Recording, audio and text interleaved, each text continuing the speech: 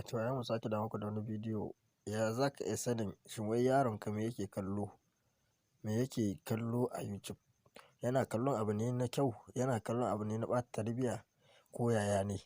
To mai sauƙi a taƙaice kafin mu shiga wannan bidiyon muna buƙatar ku danna mana subscribe sannan ku danna alamar ƙararrawa don samun sabbin bidiyo idan mun ɗora. To a gurguje ba wani daɗewa ba za mu shiga YouTube kamar haka domin shiga kamar haka.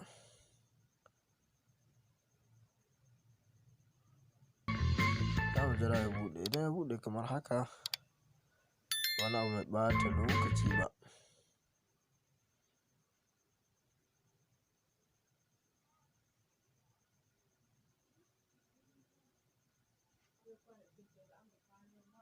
Sai mu shigo kamar nan. Idan ya buɗe kamar haka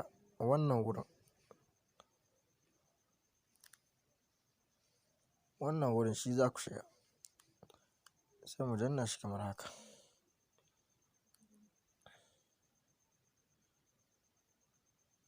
Idan muka danna haka to wannan story nan za mu danna. Wannan story kun gan shi? To amma sai mu dawo kamar nan sai mu shiga wannan wurin.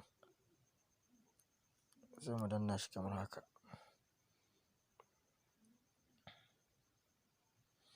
To in mun ka danna shi kun ga gabaki ɗaya wannan layi duka wannan abin da an ka kalla yau ne. Gashi nan aujourd'hui. Ma'ana dukkanin abin da muka kalla ne.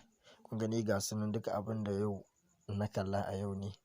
Duka gasu nan. Wanda an kalla jiya duk gasu nan gabaki ɗaya. Duk gaba ɗaya gasu wannan kenan. To wannan kuma ranar Vendredi duka ko shekara nawa ne duk gaba ɗaya gasu waɗannan abubuwan gabaki ɗaya duk abin da muka kalla ne. Kun gani gasu nan. To ta haka ne za ka iya gane sai ka san yaronka wane abu yake kalla wane abu ne baya kalla duka cikin YouTube kenan kana iya sanin tarbiyyar yaronka a ina ta hi tafiya. To ta hakan ne ake kalla sai mun sake haɗuwa a wani bidiyo na gaba.